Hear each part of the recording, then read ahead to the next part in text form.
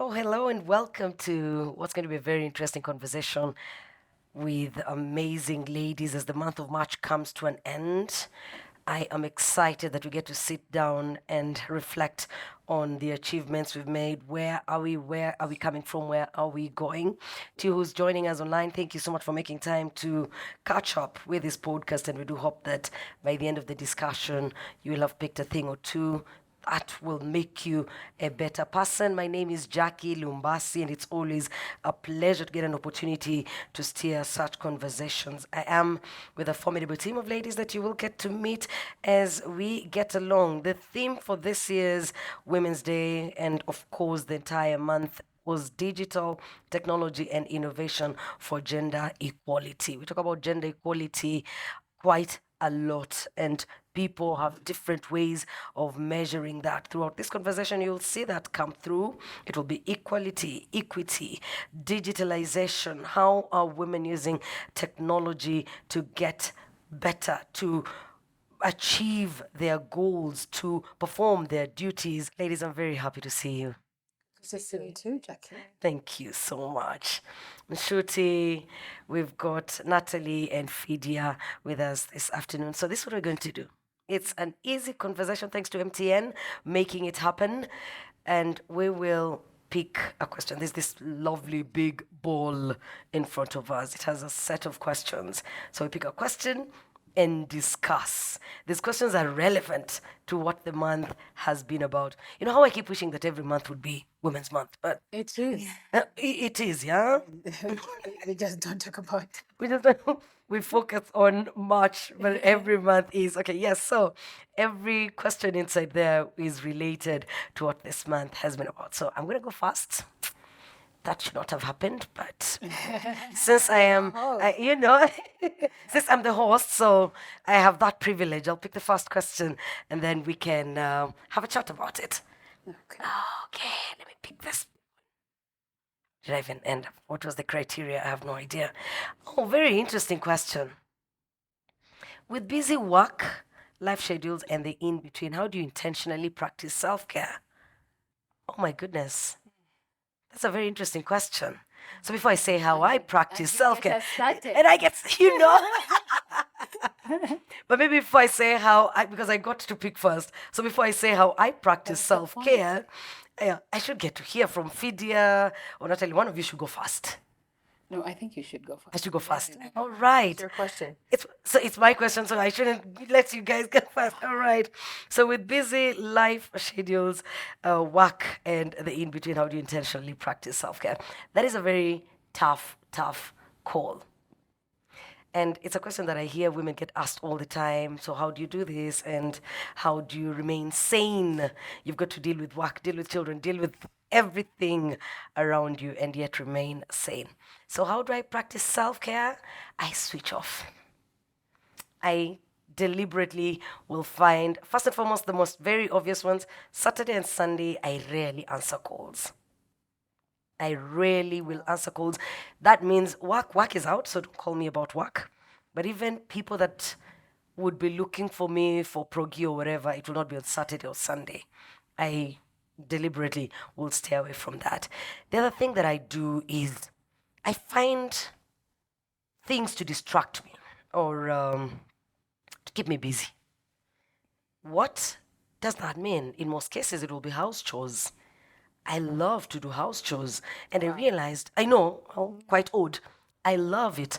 And I think the reason I love it is because I realized that it's the one time that takes me away from thinking about the burden that life comes with. If I was thinking of where rent was going to come from, where school fees was going to come from, the moment I pick that bucket full of water and I'm going to wash the car or go clean the windows, I will be singing away while doing that. And I just find myself in a very peaceful place. Then one of the other things I will do is take a long drive to this unknown location. I could go park in a deserted place, remain in the car, either listen to music or pick a book and read a page or two. Just things that I will not do on a daily basis, but at least I'll find time within the week to try and do to distract myself. That for me is how I practice self care. How do you do it, Nathalie? It's a good question. I think the way that you practice self-care kind of changes with the seasons.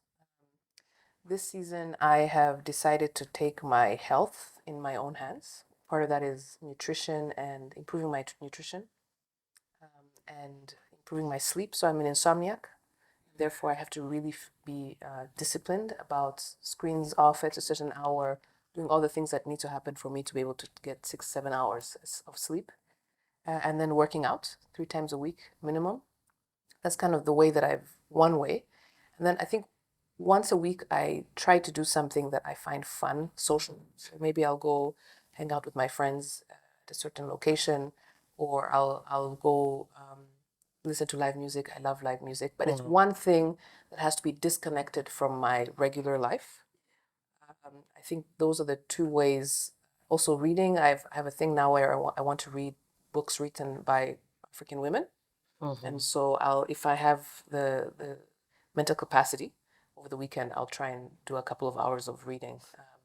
And it's a funny thing because recently I've been into like African women romance books because it's an interesting genre that I had not, I wasn't aware of it I'm hearing before. of that for the first Yeah, time. really interesting stories and relatable, funny stories. There's the one called All the Men in Lagos Are Mad. It's amazing, funny, hilarious. So I just find that it depends on the season you're in. Yeah, I think it's about intentionality when you practice self-care. It can't just be, oh, I wake up, once a month, I'm on my deathbed, I'm going to go for a massage. It doesn't work like that. If you have to be really intentional about, I'm doing this to take time for myself. Yeah. I love that. Fiidia? For me, I'll say there's a little bit of what you mentioned in terms of, well, coming from a place where I do technical work and I'm also doing my master's, it's a little bit hard to find the time. But I always intentionally take my Sundays to go have a sauna session or a massage. And my Saturday morning, I also do hiking because it actually helps me relax. And I realized when I don't do that, even the next week, I'm always overwhelmed with work and all that. So it's kind of the time I take for myself, kind of to recharge, to really, get in touch with myself, have time to really think about my life, not only about work and school. To actually, that's the time I take to really think, what am I doing in my family? Do I call them as often as I would like? Do I talk to my friends as often as I would like? This is it's more of a time to reflect on my life, and it kind of refreshes me. And I would say that's the personal time that I take in my day-to-day life. That's interesting. I'm just wondering. So I see a lot of people going for hikes and they will go as a group of people or they'll take walks as a group. Doesn't that then interfere with that me time if you're looking to have time on your own? So I wonder, how do you do it for you to achieve it? Amazing. I think when people look at it from outside, it looks like something so hard on your body, and you have to really put a lot of energy. But it's the time you don't have to interact with the outside world. You really Even the guys you're walking with, huh? Yeah, I mean, Okay. at the beginning of the walk, it can be, all conversation. By the time you start, you really like hiking, you can hold a conversation. So you really have to be inside yourself, really thinking about how am I going to get there. That's the time you really take the time to, kind of align your life in a sense. It's very personal, and I don't know how to explain it. You should try it. You should try it. That's it. Your facial expression says it all. It's amazing, and it has all these benefits. I mean, in terms of health, in terms of mental health, it's amazing. You should try it. I will try it out. I did once. There's a time when I took a very long walk. It was 4 hours, but it was a comfortable terrain, not as rough. Because hiking also appears to be really rough and tough. Yeah. Nshuti. For me, self-care is a daily thing, actually. I schedule moments of just when I check emails, when I do work. I love naps, but mostly exercise and sleep. I like to walk in the morning or run, do something before 7 a.m. And then I am intentional about getting at least 7 hours of sleep.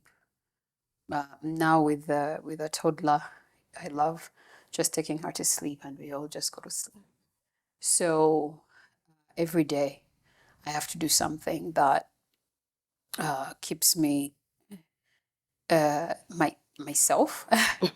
But a lot of it really comes from from family time. Just having breakfast with my family, having dinner with my family, those things quench me every single day. So for me, it's necessary to walk, and it's just therapeutic. I get the thing about chores being therapeutic because you really just get lost into it. But yeah, nap, breathing, walks every 2 hours at least. I must walk for about 5 to 10 minutes, even if it's just around the office, just so that I can get up and move and just step away from work.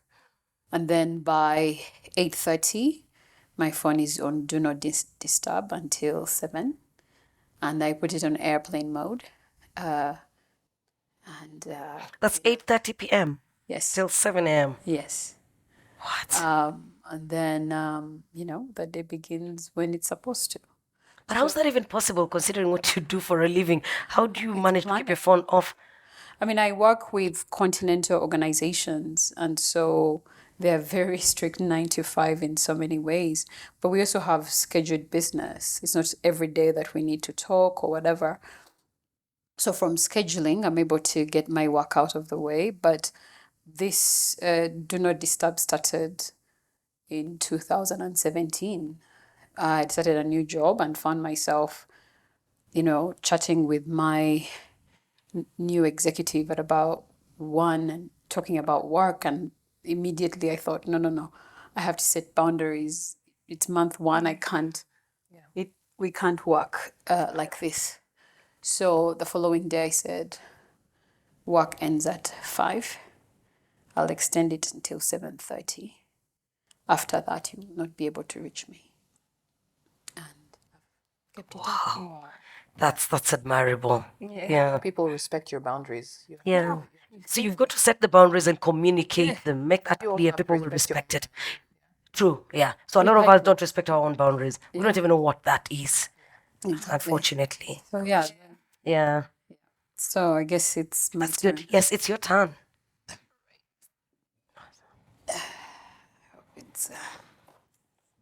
Women are frequently asked how they do it all, discuss. I think that's easy. We don't. We don't do it all. My life cannot be what it is without my super committed husband. So I definitely am not among the people who do it all. Are you among those who do it all? I mean, I think it's an unhealthy standard to put. It's an unattainable standard, and the faster you realize that it's unattainable, the better for your health. I think for me, it took crashing my car from fatigue, and waking up and realizing, hey, you could actually die from overworking, and you will be buried, and a week later you will be forgotten. They will replace your position. No matter how amazing your employer is, they're going to replace your position.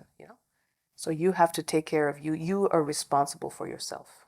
Now, there are seasons when you are more tired, when you have newborns, when you're transitioning, you have a toddler, newborns, work, trying to figure out how you manage that. There are seasons that are just more tired.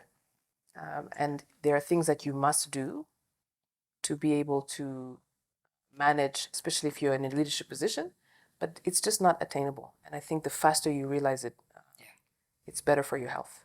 Yeah. If you try to be everything to everyone, you will fail at Be everything. nothing to yourself. Exactly. So it's just, people should just not attempt it. Having support is a good thing. Yes. Asking for that support is a good thing. Knowing what you can and cannot do it's so important. And so the rat race of life, it really doesn't have to be a rat race. You need to live your life. And for that reason, if you're going to be a slave to doing it all, then you can't live. So for me, I want to live and enjoy this life and enjoy every day and enjoy my work and enjoy my friends and my family. And you can't live when you have a standard of doing it all. It's just wrong. But there's also intention. I think it comes from people have to be clear about why are you running this rat race? Is it because you want to appear a certain way? You want to appear that you guys are an amazing family with 2 kids, everything looks great with a white picket fence. What are you chasing? What is the dream? What is the intention behind pushing yourself to the Who are you point of doing it death? for? Yes. You know, and so I think sometimes it's okay to say, I am not going to be a billionaire or a millionaire. I'm going to work because if I take on this other job that pays me $450,000, for example, it's going to require for me to do less in my family. Things are going to break down in my family. So you have to make a conscious choice about, I am choosing this lifestyle because I want to be more present at home and to live a full life, like she said. You cannot have it all. You cannot have an amazing corporate job that pays you millions of dollars and then things at home are working. You have to just make that choice. And I think the point about the supportive partner is really important because I think not enough is said to young women. I say it all the time at Kepler. I tell young women the most important decision, one of the most important decisions you'll make in your life is who you choose to partner with. Because you cannot be the only parent at home. You cannot be the only one. Women have a lot of decision fatigue. You're just making decisions at work a lot, and you come home and And you everything. want to make What are we decisions. cooking? What are we doing? We're out of diapers. If you have young kids, you're making lists. When I travel, I have to make a list of things I'm going to buy and purchase them so that I can put them in the bag before I come home. If you're doing all that work by yourself, there's resentment that grows, but also this other person is there to be with you. It's a companion. Yes. It's a partnership It doesn't work if it's not a partnership. for growth. But you also have to make a good choice in the beginning. Yeah. There's a lot of things you can fix in marriage, but help yourself out by making a better choice, by choosing someone who's going to be a true partner. I love that so much, and probably just begs the question: Are women are women selfish in that manner? Because you'll find majority of the women actually want to make those decisions. They're traveling and they want to decide what will be eaten for the next 5 days they will be away, what the husband or the partner will wear, the children. They want to plan. Not that anyone is calling upon them to do that, but they've placed themselves in that position in the house where everything is on their head. I think How it's is it- something they've placed them. There are a lot of cultural and religious things that guide what people do, and I think for us it's mostly cultural. But the more you know, if you know better, you do better. Then you do better. Correct. So I guess the thing is, from this conversation, whoever is tuned in, the more you know, the more you will do better. But life is also, it presents itself in a real way. You really know that you can't do everything. Even if you have a partner or you don't have a partner, you simply just have to know what you're capable of and, know when you're tired and need to step away and, you can't you can't allow yourself to get to a point where you crash.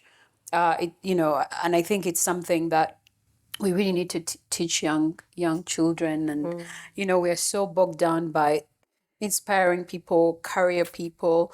I want to hear more about entrepreneurship and that they don't overwork, but I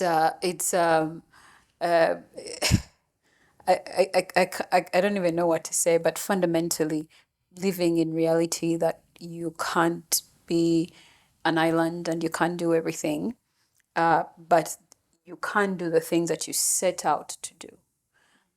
If that career that you want or that business, whatever it is you set out, you can't do it. It's all you living for yourself and proving things to yourself. So once you're clear on what you want to achieve, even if it's one thing a month, a year, and you're working towards that, it's enough. Ultimately, what is bringing you joy, and you go after that. Yeah. But it's also about, so often that point you just made is about control. So a lot of women, because of cultural and religious conditioning, you say, I'm in charge of the home, right? And then you say, but my husband doesn't help me out. So we also as women have to take responsibility for our silence. You have to ask for help. Yes. Do you ask for help, or do you even sit down and say, hey, there's a lady who has a book where they write down all the items that are done in the house, every single thing, from like who turns on the coffee machine or who does, and then they say, okay, who's in charge of this, of the two partners, right? And even if it requires for you to break it down to that minute line, Do it. to say, okay, this is everything that I do, so that your husband or partner is aware of what you're doing, and you say, hey, I need help in these areas because I'm about to burn out. Better yet, Yeah. is everything that needs to be done. Yeah. How But- do we share the roles? Precisely. How do we distribute them? Because the home is a responsibility for both of you.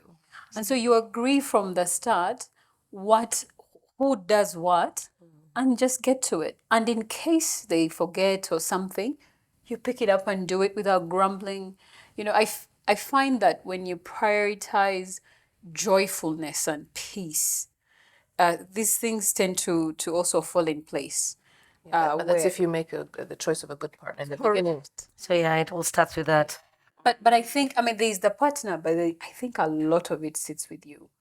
Because even if you are able to come into, the partner starts off nice and they change or you change, you still are able to say, this is not good for me and this is how I can make it better, whatever that choice is. I think So- it applies as well on maybe coming from a person who's not married yet. I think it does apply as well in sense of you have to be intentional with what you want to achieve. Let's say on a yearly basis. I think it's very important to sit and say, what do I want to achieve? What brings joy to my life? And actually set out the goals that you want to achieve. Whether married or unmarried, it still is important, at least to not let the world push you in a certain path or in a certain you really need to be intentional and plan. What do And you want? to the point of women are given all the responsibility, I believe, yes, it's cultural and it's cultural conditioning and all that, but I also believe it's I believe men and women are created differently. There are things that we find joy in, for example, chores. We may find joy in chores, not to say necessarily every other woman will find joy in I definitely chores. don't. No. Yeah, but I found that some of the things like planning may be something joyful for women, depending on someone. People are different, of course, but there's that element as well to be considered. So whereas the one would view it as a burden, Yeah. because it derives a lot of joy from that planning for the family, planning for a family trip. Yeah. Wonderful. It's what you want. It's what you want. You can never be the driver, receptionist, and managing director at the same time. Exactly. You're right. It's already exhausting. You know? Hey, Nathalie, you're cheating. It was a question for her. I don't have the statistics on either of these items. Is Okay. that allowed? That is not allowed. Oh my God. Oh, goodness. That's a bad one. These are infosec questions. That's enough. Okay, We're this is a good timing one. out. Sorry. It says most women lead with their heart emotions. Is that considered an advantage or disadvantage? This is hard. This is a hard question because I'm not sure I agree with the statement. What does it say? Most women lead with their heart or emotions. I'm not one of those for sure. Yeah. So I think what the answer should be is that people who are in leadership should lead both with their hearts and with their minds. And we have to train men and women to lead with both. But what has happened is because of long-standing biases, and that is not based on statistics, because we know that women, when they are leaders in a corporate setting especially, the profits of a company go up. We know that when women are designing technology, the design already is improved for everyone, right? So the facts are that women in leadership is good. And whether they lead by emotion or not, it's good for the company or for what they're doing. But I think we have to put that statement on its head and say, actually, we have led from a logical, if quote unquote logical emotionless way, and it has not done well for us as a human race. It has not done. It has killed our environment. It has created lots of inequality, and so we should have more women and men leading with their heart and making decisions about how everyone can live well, right? I think, and I think women, from that perspective, should also be comfortable. So there's two parts. I think women should seek to improve themselves, to be self-aware and to improve themselves personally. Am I impatient? Am I leading via patience? Improve yourself as a person, as a leader. And once you're working on that, if you're committed to that, to improving yourself as a leader, I think women should not feel bad about how they lead. So I have come to a place personally where I am comfortable in the person that I am. And Regardless of how it's perceived. right, but I'm also clear on my weaknesses and my strengths. And when someone says, hey, you're impatient, I know I'm impatient. I don't take offense to that because I know I'm working on that, right? So I'm self-aware that, hey, these are my areas of growth that need to grow. But I no longer feel like I need to explain myself as a female leader or women in leadership. I don't know, because I feel like my work has spoken for itself. Everywhere that I have led to these results, and I'm unafraid to share them. And I don't even feel like I need to explain myself as a female leader.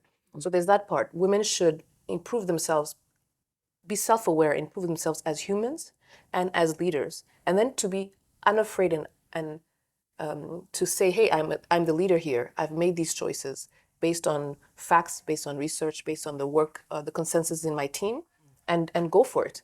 I don't feel like you should constantly be explaining yourself and saying, hey, I've led from the heart. We need to have more leaders from the heart. That's my opinion. And that is what I believe as well. I keep saying we are human, and human beings, we are emotional beings. So there will never be a way, whether man or woman, that you'll entirely detach yourself from that. From emotions. Yes.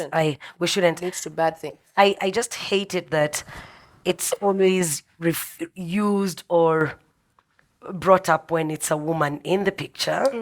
See, you could do the same thing as a male who's in leadership position, but they will take cues as being emotional, and the other guy is just qualified doing his But thing. I think people need to separate authority from leadership, right?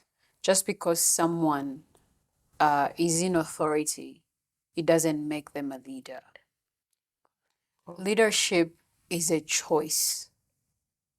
And it's a choice that is rooted in there's a problem or an opportunity, and we are going to come together and solve that. And I could be a lady in the market that sees trash in the market and we need to clean it. And the market leaders, right, are not doing their part. So I'll mobilize everybody to ensure we clean it and we keep it clean. That's leadership, right? We see it all the time. People in authority abusing authority. There's no leader that will abuse authority. There will be no leader that will waste resources. There will be no leader that will stifle people and divide people.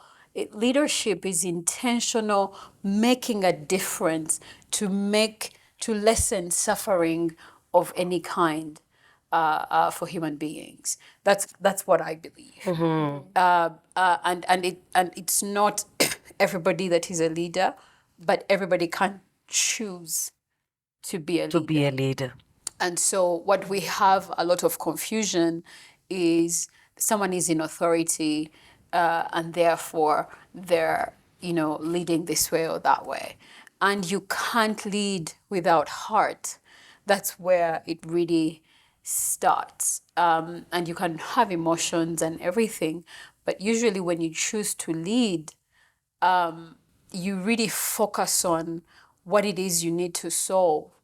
And emotions just almost naturally get out of it because you remain focused on the result that needs to be achieved. That's how I view leadership, and I think we can all be leaders. Unfortunately, we don't have a lot of that. And man or woman, it's many times I've had to tell men, if I was a man, you wouldn't react like that to me.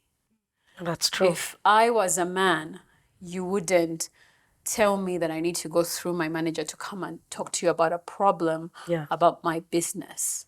What's their reaction whenever you tell them that? Just pick They one for they you know they step back. I remember in one place I worked where I went and worked because I'm a technician, worked with a team. This is how we're going to support our customers, and this is the support structure. What do you think? We agreed. And then this gentleman, when I shared with the leadership, this is what we're going to do, this is what we've agreed to do, he immediately exerted his authority. He said, the last I checked, you're not the MD of this or the group CIO. You have no business talking to my team. Didn't look at the solution, didn't look at the fact that we collaborated and I'm leading to solve a problem. Instead, how dare I, determine how we're going to do things. And in fact, if you want to talk to me again, go through your manager. And I did not respond to that email because he did not deserve the dignity of a response. But I walked to his office and I said, first of all, if I was a man, I'm sure this would have been different. Secondly, we solved a problem. If there was no problem, I would not be in your face. I'm not going to be measured on how well I followed authority. I'm measured on results that I deliver for our customers. And so, solve the problems, you'll never see me again. That's the bottom line. And that was the end of the conversation. Wow. And he never tried anything again. But I think sometimes it's that women, on that point, I think it's really important. One of the things I realized as I grew in authority, I would say, and leadership, is I realized, you have to also become comfortable with uncomfortable situations and conversations. I think a lot of times women feel, particularly because especially when we're competent, you feel I'm competent, therefore my competence, I've solved a problem that's been, we've come together, we've collaborated, I've done everything right. I get this nasty email from somebody and you go and hide in your corner. Yeah. I think part of being a leader is also coming back to, as you said, coming back to what is it that we're solving, and being comfortable by being honest, not rude, and saying, hey, I have worked on this, we've worked on this together, this is what we're proposing. When we solve it, we go back to our corners, not taking offense and hiding in the corner. If you're not comfortable with uncomfortable conversations and situations, what ends up happening is you get that feedback and it also hurts you. Oh, she's super emotional, right? So you also have to stand in your leadership, in your aura, in your vibe, and say, hey, listen, I know I'm competent. I always say, if you have expertise, the right intentions, the ability to collaborate, you've come up with a solution, you shouldn't back down from your position. And that's some of the things that men learn by conditioning culturally very early, right? They impose themselves on sports fields, they impose themselves with their friends. Women, we somehow have to learn it much later, and it always feels counterintuitive. You always feel like, after that you go and cry in the corner because you've exerted so much of discomfort. But it comes with leadership and authority that you have to say, hey, listen, this is not the right way. You can't be talking to me like this. I've had the situation where I've had to tell someone, you will not talk to me like this. Yeah. You will not talk to me like this. In fact, women will be the ones, because one of the ladies said, Nshuti, people are complaining about, just how forceful you're being in trying to solve problems. Aren't you worried about not being liked? So this was my second month in the job. I said, first and foremost, I didn't come here to be liked. I came here to work. To work. Right? And if solving problems for customers is the reason why, and standing up for myself is the reason why I won't be liked. They can pick a number, get in line, they won't be the first. But most importantly, you cannot cave into because men are saying and be intimidated. So I also have to be an example for you to know that what is right is what is right. It's right. We should go And with you that. should stand up for it, even when you're faced with such a situation. So I'm not afraid to not be liked. What I'm afraid is for customers to continue having a bad experience when we can do something about it. And that's what you should focus on. So for her, she started to speak up for herself after that moment, but she would consistently check, oh my God, Nshuti, do you know what I did? You know, just calming her down because it's a new territory. And culturally in Ghana, you know, women don't really speak up, and you don't even look an authority In the their face and stand up to them. So it was really, it's really interesting that you choose to do something, and women will be the ones to say no, please, you know. And so heart and emotion, you know, and that's why I say leadership is a choice. And in that situation, I can choose to be emotional and go all off, or stand in what is right and just keep focused on what needs to be done. So I think it's important to see fellow women rise in leadership, because I will speak maybe for myself, as I think I joined management like a year ago, and from culture conditioning, from society, it's always not easy to stand up in front of maybe a subordinate who's older and a man who's married and you're not married. It takes courage, and it's really is important to see women in leadership that gives you that guidance. It's very actually inspiring hearing such examples coming from you. It shows that it's a journey. It's not something that women are taught at a younger age, and we learn later. yeah, and usually it's in a situation or the job forces you to take that position. It's not something that is learned from a male perspective, where at a younger age they're always, I don't know, encouraged to be upfront, to speak for themselves. But for women, I think we learn it as we get older, and it's always good to have women in leadership that show you the way, guide you. That we can learn from. Yeah, I can learn from and say, you know, I don't have to go and hide. This was my truth. This is what I've worked on, and it's actually something that is expected. Someone shouldn't come and take credit of it. You know, you can stand up for yourself. It's always a good feeling. I know someone a lady who was competent, qualified, but she would be the only lady in the boardroom around the table, and they would make her serve tea, they would make her do these things, they would like no voice at all, and yet she's qualified. She could but I was make a contribution. women allow no, but that's And women allow that, yeah. when I was in, you know, and they said, if I want tea, and I said, oh, you know, I think part of it is also that women have to stop doing it. I think so. Women have to stop. Yeah. Like that particular woman I'm talking about, when she had a conversation with several women she looked up to, and they guided on how to go about this, she got better and now found her place within But that. even me And as they a will still CEO, find, when we have an event, everybody, we are all a team, right? There's when we're subordinates or whatever. And so oftentimes I'll say, hey, you know, Jack, using a common name, Jack, why don't you make us tea? And then the next day I'll be like, hey, you know, Aubrey, why don't you make us tea? The leader also has to set a tone. You can't be a female leader always asking women. oh, the women on the team That to is do where I that. can serve tea. Right? Yeah. It's you have to lead. Also, you have to be conscious of how people receive your leadership without killing your personality. So that is the balance, I think, that is very challenging. I have a personality. I come off strong. I'm very direct. That will not change. But also, how do people experience me as a leader, and how can I improve that experience for them? For sure. Within the capacity of, within what is possible. Yeah. how can technology and innovation contribute to bridge the gender equality gap? Well, I would say, coming from maybe a technology background, there is women especially always feel going into the IT field, the technical part of a career is a lot of, it's very demanding, that's for sure.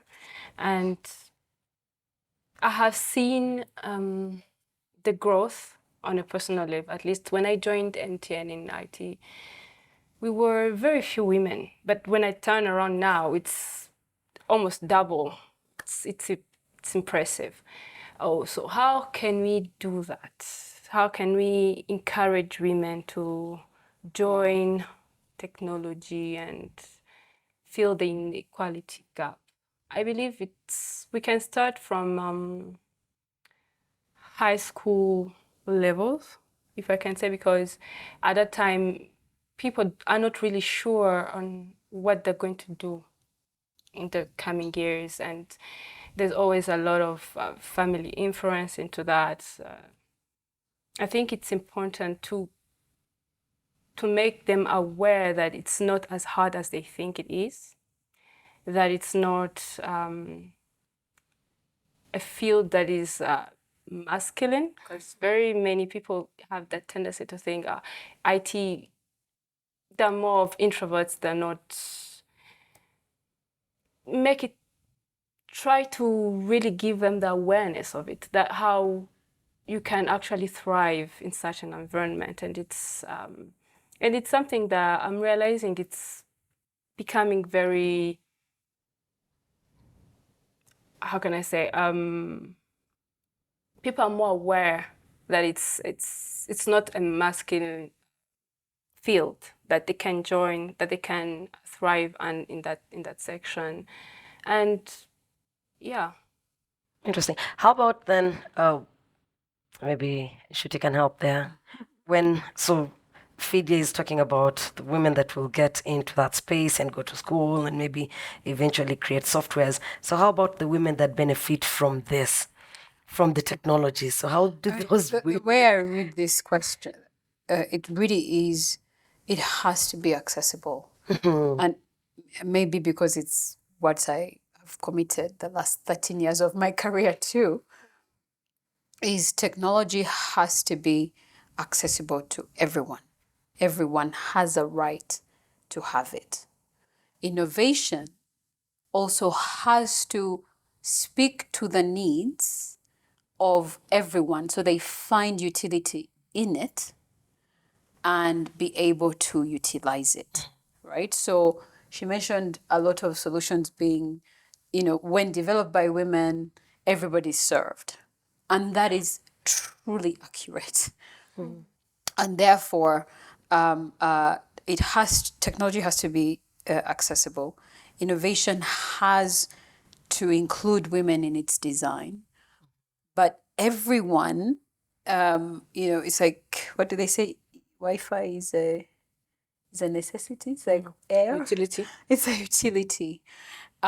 We have a responsibility to make technology, and because it's there to simplify how we do things. And we have to get to every village to ensure that people see the value into technology. Once someone sees that this meets a particular need for me, you don't need to convince them to buy it or use it. They automatically use it. But many people don't know, especially on this continent. If you look at all the statistics of access to technology, access to financial services, access to mobile phones, access to an account, women are lagging consistently. And that is what we need to change. But they're not lagging because they want to lag. Leadership in this space has been occupied by men. Designing of solutions is led by men. So the more women are involved, of course, it's much easier. But this is especially a policy problem, that everyone has a right to technology tools and services, and therefore should know about them, access them, afford them, and use them to meet their needs. For those of us in business, I'm referring to the future, we have to get out there and ensure that people see we design for their needs, find utility in those needs, train, design solutions in a language people understand, train them, and we've seen it works. Momo, I mean, WhatsApp. No one ever got a class on WhatsApp, right? We True. just You're right. right. It's amazing to see how there is a push for women to really be encouraged to come into the technology field. I mean, you can see it in terms of how, let's say, chances that are given, sponsorships that are given, school sponsorship that are given to women to take these specific courses. It really is amazing. I mean, you can see the push, the leadership really putting in the effort for women to be more equipped in terms of technology. In terms That of, just didn't happen. There've been people who have been fighting yeah. and promoting STEM and saying, well, Rwanda is different because from equality is at the foundation of our liberation and the journey up to from 1990 really up to now. But really, even with that leadership, we still have those gaps. So it's a matter of every household having access, every woman knowing exactly what's up. There is no reason why women need the men's permission to have a SIM card, to have a phone. We've been in situations where we needed to pay women and they had to call their husband to ask for permission. And we got to a point where it was a threat. They will not work unless they're paid in their name. In 2020, Oh gosh. right? Yeah. And so we really just have to ensure everyone has equal access. I think there's also there's multiple levels. I think for leaders of particularly companies that are designing technology, I think there's always the argument, women in business is better for business, but it's really true. I think businesses have to understand the power of having women designing, because the woman is also a customer. She's not a victim, she is a customer, and therefore serving her needs improves business. And having women who design improves overall design, and therefore people will buy the product. On a policy level, I think there is what Nshuti was saying, which is there is what is technology that should be accessible to everyone. And we should not let corporations or people decide to make profit off of something that everybody should have access to. Absolutely. And be very careful about that versus letting people make business off of the technology they're building. Those are two different planes, and we have to constantly keep watch on what is technology that should be accessible to everyone. That is critical in our community. The final thing is there's so many careers around science. It's not just being a data engineer or infosec engineer. There's so many things. There's IT sales, there's project management, there's the project designers. There's so many things. Strategy. Yes, there's strategy. There's the person running a company that has not done IT at all. Yeah, But right, yeah. understands the value of Right, technology. and understands how to get it to the people that you're selling to. I think we have to expose at a younger age, as often as possible, these young women and girls to all of what is available. And this is not just in the IT sector, in all sectors.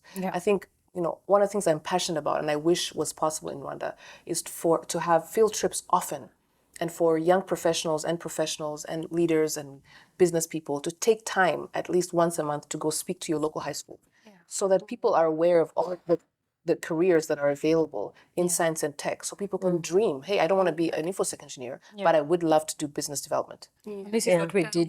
This is what we do in Girls in ICT. Yes. That's our mission. The pioneer. Is to show girls all the possibilities, show their parents all the possibilities, and be able to work with them and mentor them what we didn't have. And we are seeing that change. I think the more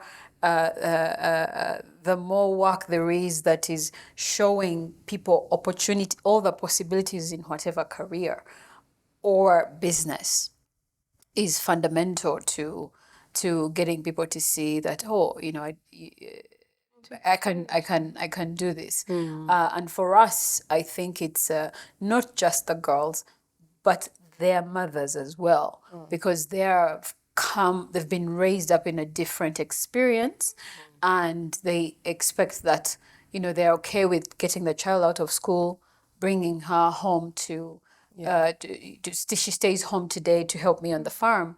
But I love how the Minister of Education was like, school is not an option; it's mandatory. But those parents seeing the value in, she can learn, help you even do a simpler job on the farm, etc.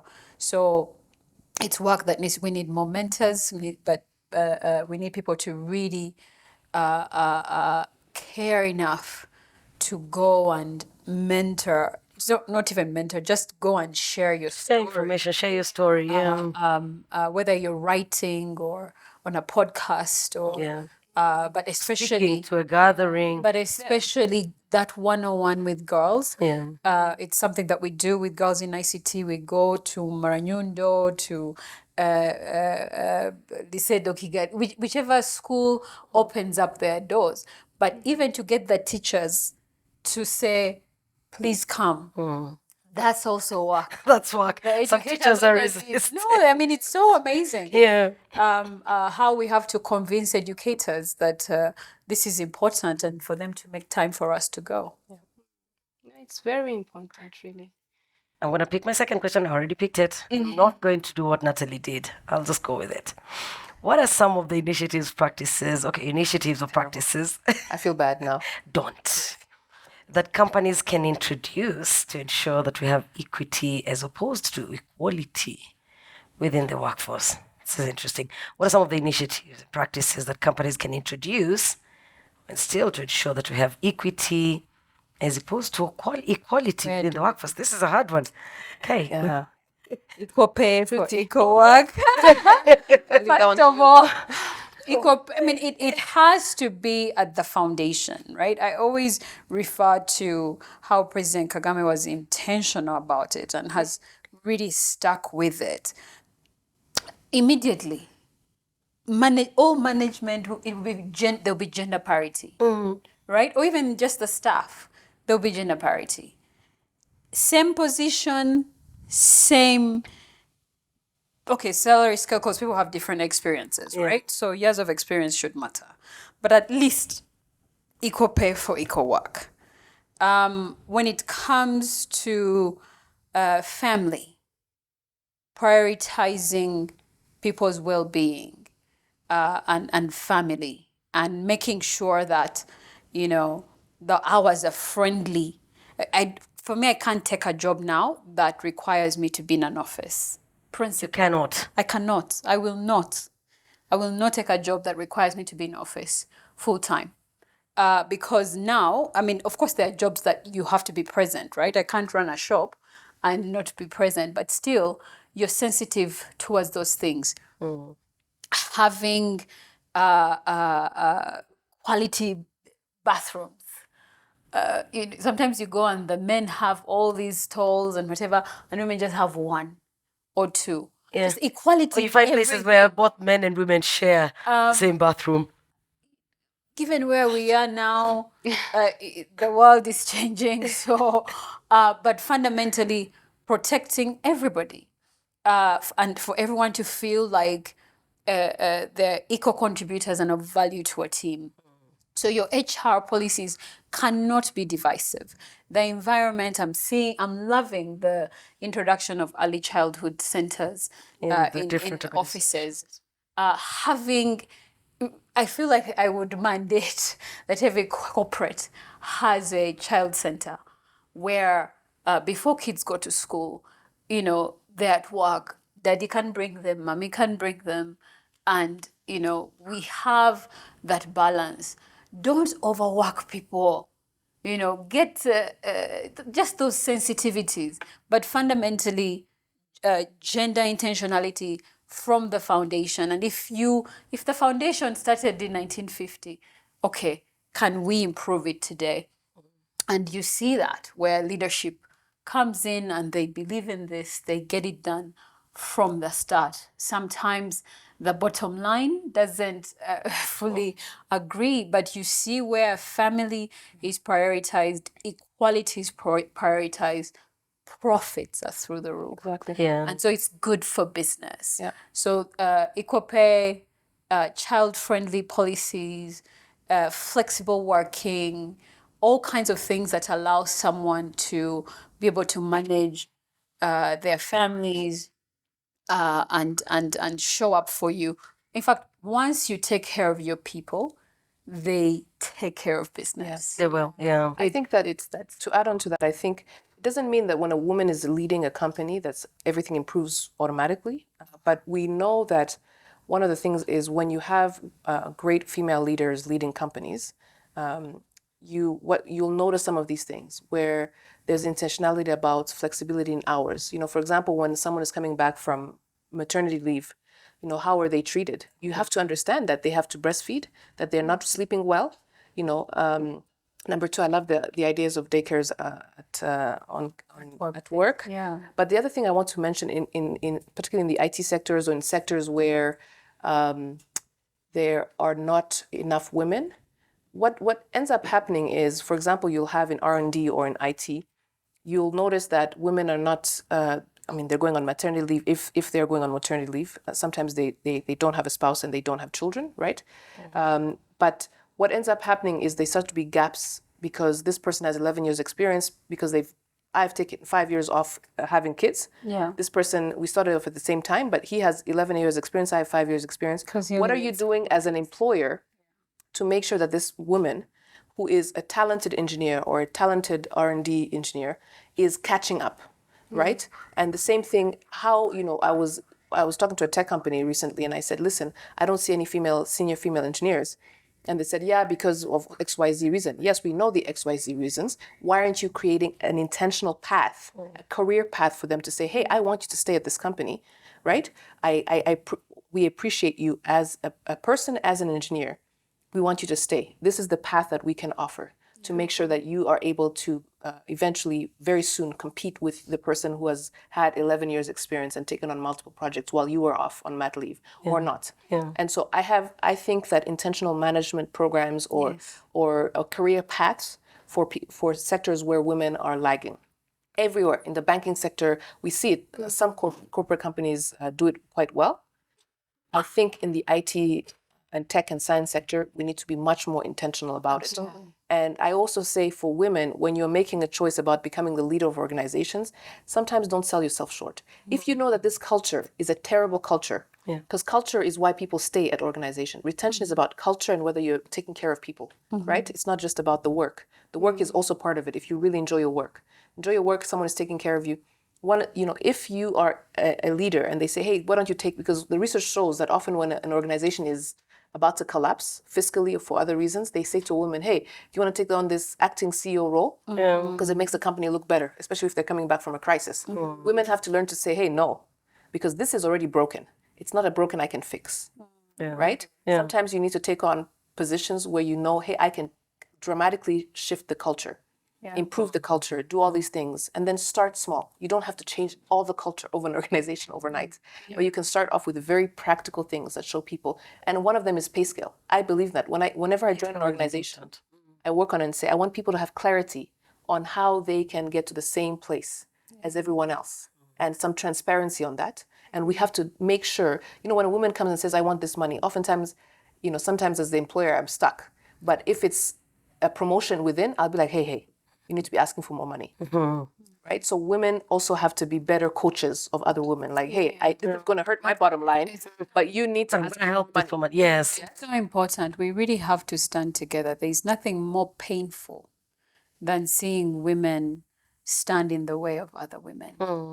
Already, we are disadvantaged in many ways, especially in male-dominated fields. Therefore, we cannot afford to be the person that stands in the way of someone else's growth. I think it's helpful that we coach one another, we mentor one another, we support one another, such that we inspire more people to, like, we just need to be kind.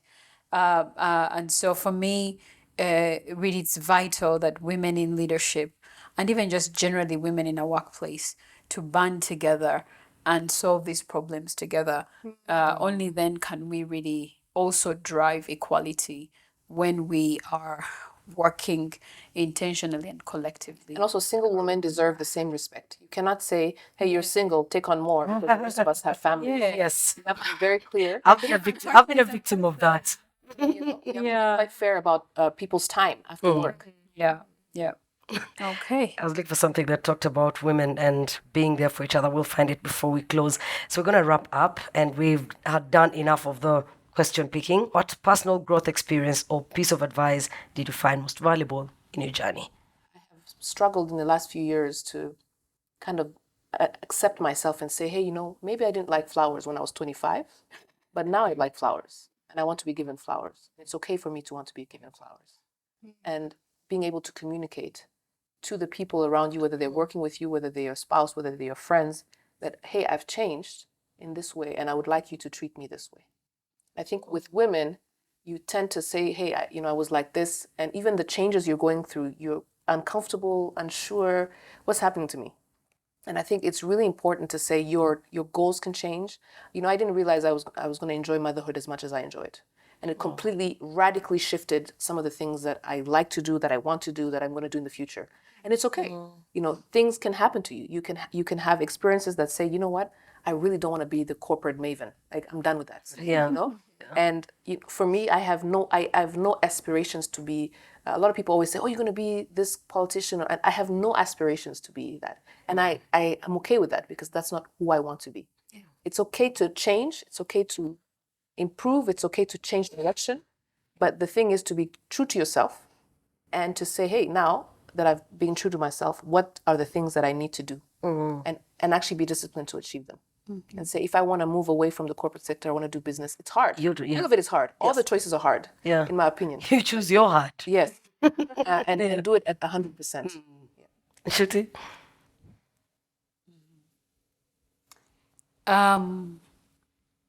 I think I don't even know what to pick or what to say.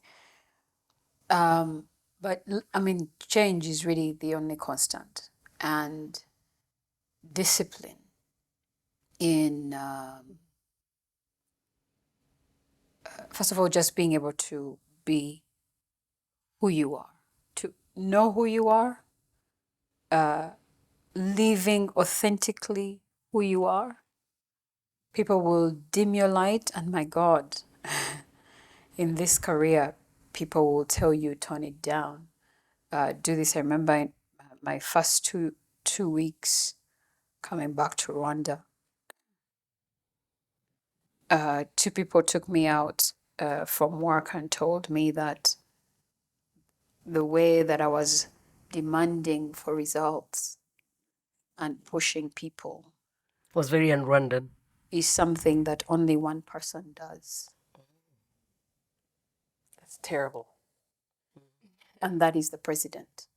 And there can only be one. Oh, okay. And and in that moment, I had to, because I came back home with so much zeal and so much passion to really be part of Rwanda's story. And that has grown to Africa's development story. But I had a moment of doubt and questioning, and what do I change? But then I chose to be myself and be the acquired taste that I am, and live comfortably in that. And truly, at that point, it became clear to me that leadership is really a choice. And I'm going to choose to lead and do things that I believe are right for our country. So, That's great.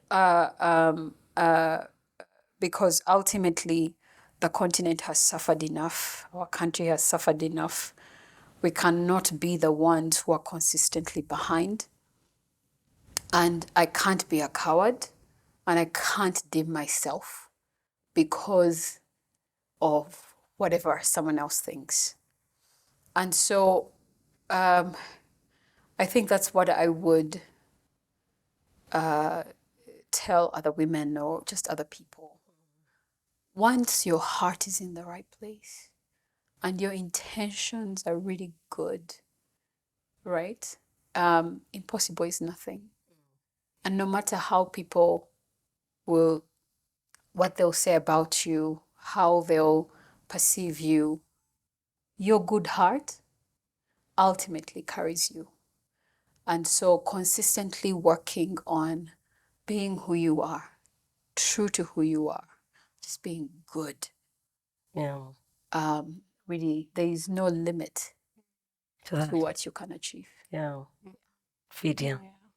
For me, I'll say piece of advice that I was given that truly changed me was to be intentional in everything that I do, whether at work, whether on a personal note, to really be intentional in the sense of not be, if you're not intentional, you always find yourself in a place where maybe someone pushed you there or someone influenced you somewhere and you find yourself in another direction. You have to be intentional. And to be intentional, you need to know who you are and what you want out of life and be consistent. Yeah. I think for me, the best career advice I was ever given by a former boss of mine was, in any position you're placed, give it your best, do your best, because someone is always watching. That it could be anywhere, it could be anyone, someone is always watching. And some of the people that will be watching are the ones that will talk about you or mention your name in a name full of opportunities where you're absent. And so give it your best. It might not be for that position that you're serving in today or that organization you work for today, but somebody will observe how you do whatever you do, and they will, you never know, create opportunities that you never anticipated. I didn't take the advice I was given. Yeah.